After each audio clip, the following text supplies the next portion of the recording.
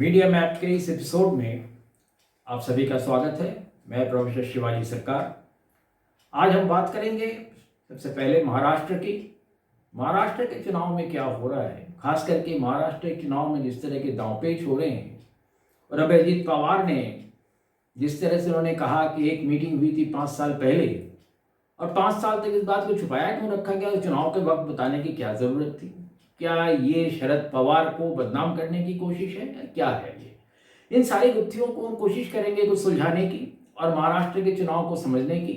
मेरे साथ है प्रोफेसर प्रदीप माथुर, जो चुनाव को बारीकी से देखते हैं, राजनीति को समझते हैं और दांवपेच को जानते हैं।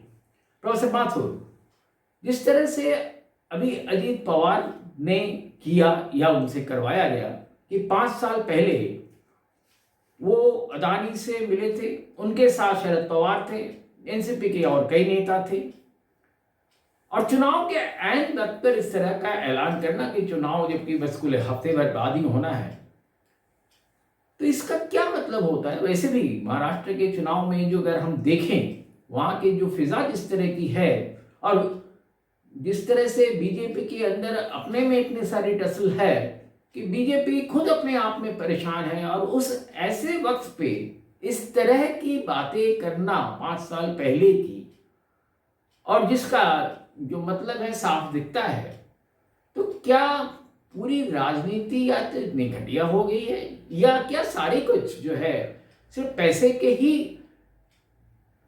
पैरों के नीचे तल के चल रही है क्या? देखिए, ऐसा है कि बीजेपी तो हमेशा पुरानी बातें करती आई है। अब उसने अजीत पवार से करवा ली ये बात 5 साल पुरानी। वो तो हमेशा पुरानी बातें करते आए हैं कि नेहरू जी ने क्या किया, उन्होंने क्या किया, ये सब कहा। वो वर्तमान में जो समस्याएं हैं और जो मुद्दे हैं उनको तो डिस्कस करना चाहते नहीं है वो। जहाँ तक अजीत पवार का सवाल है, थोड़ी सी उसकी पृष्ठभूमि में जाइए। प्रधानमंत्री ने बड़े जोरों में कहा कि ऐसे नेता हैं जिन्होंने कितने जबरदस्त करप्शन किया हुआ है। वो शायद उन्होंने फिगर भी बताया था, 70,000 करोड़ का ये सब है, और ऐसा है, ये सब है। इनके अनाउंसमेंट के 4 दिन के अंदर अंदर अजीत पवार साहब ने अपनी पार्टी तोड़ी और वो आकर के बीजेपी में मिल गए। सीधी बात है कि प्रधानमंत्री का पूरा पूरा निशान उनके पास था। वो मध्य प्रदेश में एक चुनाव की रैली में बोल रहे थे, सब है। तो कहने का मतलब ये कि अजीत पवार जो आए हैं अपनी पार्टी को तोड़ा है उन्होंने, और तोड़ करके बीजेपी के साथ आए हैं, वो एक खास तरह की मजबूरी में आए हैं। आप इसको ब्लैकमेल भी कह सकते हैं, मजबूरी भी कह सकते हैं, मतलब। तो अगर इस वक्त अगर अजीत पवार कोई ऐसी बात करते हैं जिससे कि इंडिया गठबंधन को नुकसान होता है, तो आप ये समझिए कि वो कर नहीं रहे, उसे करवाई जा रही है, मतलब ये बड़ा स्पष्ट बात है। पर आपको क्या लगता है कि ऐसी बातों से जो वोटर है, और खास करके महाराष्ट्र के वोटर के साथ शरद पवार के जो एक रिश्ता है, और अभी से नहीं जमाने से है, तो क्या वो रिश्ता खत्म हो जाएगा क्या? और वोटर क्या अजीत शरद पवार को अपने किनारे कर देगा? नहीं, मुझे तो नहीं लगता ऐसा संभव है। कुछ दिन पहले भी इन्होंने कहा था हमारे अमित शाह साहब ने कि शरद पवार सबसे करप्ट पॉलिटिशियन है, सब है। लेकिन मैं समझता नहीं हूँ शरद पवार का महाराष्ट्र के वोटर, खासतौर पर जो मराठा वोटर है, उसके साथ जो संबंध है, मैं नहीं समझता कि उस पर इन बातों का कोई असर पड़ेगा। लेकिन इसके साथ और हम देख रहे हैं कि महाराष्ट्र के चुनाव जैसे जैसे आगे बढ़ रहा है, उसमें जो है सबसे पहले अगर हम देखें, कांग्रेस जिसका कहा जाता था कुछ नहीं था, उसको जितनी सीटें पार्लियामेंट्री चुनाव में मिल गई, शायद किसी को उम्मीद नहीं थी कि कांग्रेस इतना अच्छा कर पाएगी। और आज उसी के बेस पे कांग्रेस 88 सीट मांग रही है, और मांगा है, और वो लड़ रही है। तो मतलब महाराष्ट्र का जो फिजा है, जो उद्धव ठाकरे, शरद पवार और कांग्रेस के साथ जो एक कॉलिशन बना है, एक कॉन्फेडरेशन बना है, वो अपने आप में अपनी एक जगह बनाने की कोशिश कर रहा है।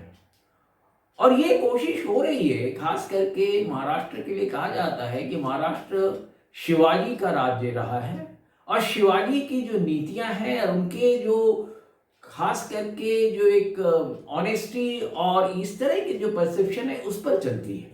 वैसे हालत में कहा जा रहा है कि महाराष्ट्र में जो भी जाते हैं वो यही कहते हैं, वोटर भी यही कहता है, और खास करके मैं समझता हूँ कि वहाँ का जो सबसे ज़्यादा इंपॉर्टेंट फैक्टर इस वक्त है जो मिडिल क्लास है, क्योंकि जो लोअर क्लास है उसको छोटे मोटे बेनिफिट्स मिलते हैं तो वो उसके तरफ बह जाता है। अपर क्लास जो है वो अपने हिसाब से चीजों को सेट करता है, और मिडिल क्लास जो है वो ना इधर का है ना उधर का है। तो सबसे ज्यादा अगर अभी भी कोई मायने रख रहा है महाराष्ट्र के चुनाव में, यही कहा जा रहा है कि मिडिल क्लास जिधर जाएगा चुनाव वैसे से तय होगा। तो आपको भी क्या लगता है कि middle class is so important in the Maharashtra election? देखिए, ऐसा है कि महाराष्ट्र जैसा आपने कहा शिवाजी का है, इसी तरह महाराष्ट्र शरद पवार का भी है।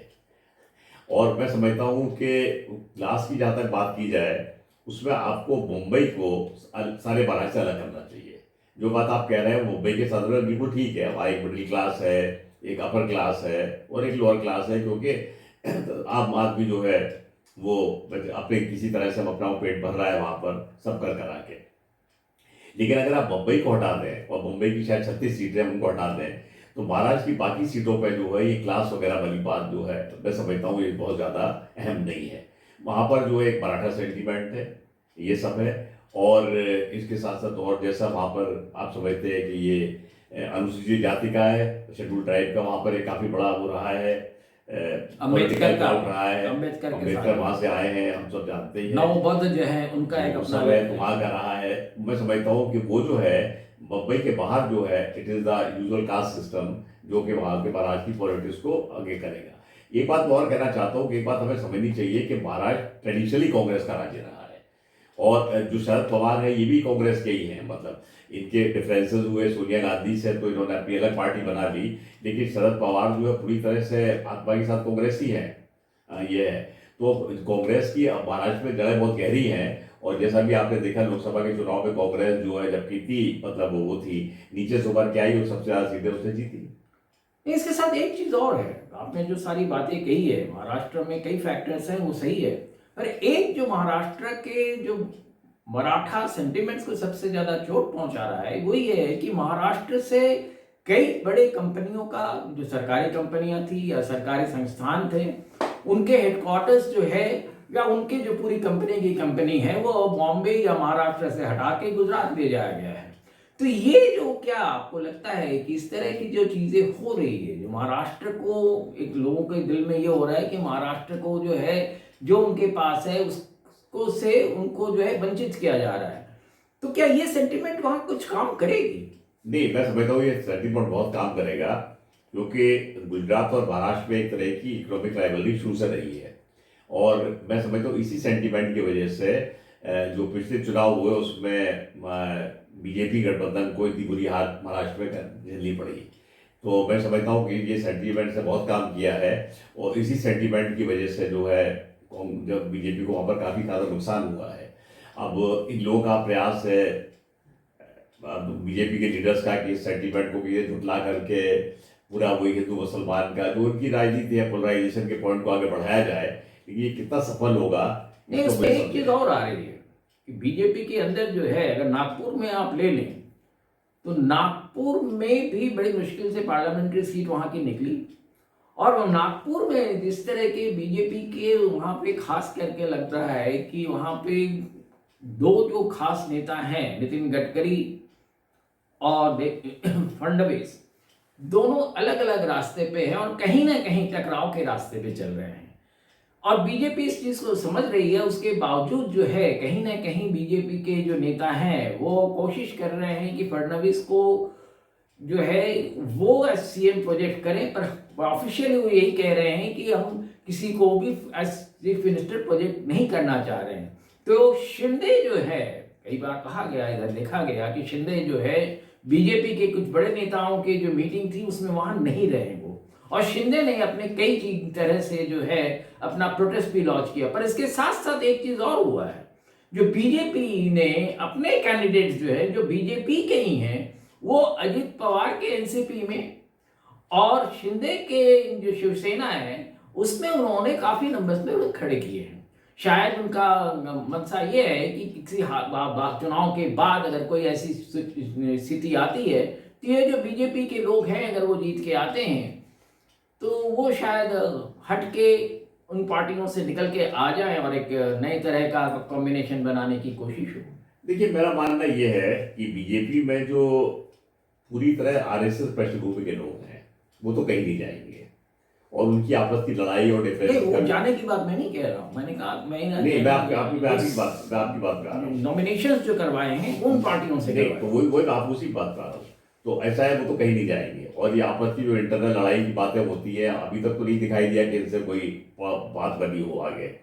लेकिन बीजेपी ने तमाम जो बाहर के नेताओं को जो अपने यहाँ भर्ती किया पिछले दिनों में, तमाम पार्टी से तोड़ ताड़ करके सब रखा, उनको टिकट दिए, उनको एमपी एमएलए बनवाया वगैरह, वो लोग शायद जो है छोड़ के चले जाए। और मेरा ख्याल है कि सब लोग इस बात का इंतजार कर रहे हैं कि बीजेपी कब कमजोर होती है, उसे अगर लगा कि पूरा मेजोरिटी नहीं मिलती है, तो मैं समझता हूँ कि इन सब पार्टी में जो भी ऐसे लोग हैं, चाहे उनको बीजेपी ने ही क्यों ना उनमें फोर्स करके टिकट दिलवाया हो, अजीत पवार के साथ और शिंदे के साथ जो है, ये मैं समझता हूँ उसमें नहीं रहेंगे। मेरा मानना ये है कि अगर किसी तरह से मान लीजिए इनको कोई नुकसान, इनको बीजेपी कोalition को सेटबैक लगा, तो मुझे लगता है सबसे पहले इसको छोड़ने वाले अजीत पवार होंगे। हो सकता है आपका कहना सही हो, पर इसके साथ जो है हमें ये भी देखना पड़ेगा कि जिस तरह से महाराष्ट्र का चुनाव आगे बढ़ रहा है, और उसमें हालांकि कोशिश प्रोजेक्ट करने की ये की जा रही है कि जो इंडिया का महागठबंधन है वहाँ, तो उसमें जो है कहीं ना कहीं आपस में टकराव का प्रोजेक्शन किया जा रहा है। और जबकि बीजेपी की कोशिश ये है कि किसी भी तरह से इस वक्त महाराष्ट्र के चुनाव को जीतना है, और उसके लिए वो डिस्पैरेट दिखते हैं। ये डिस्पैरेशन की क्या वजह हो सकती है जी?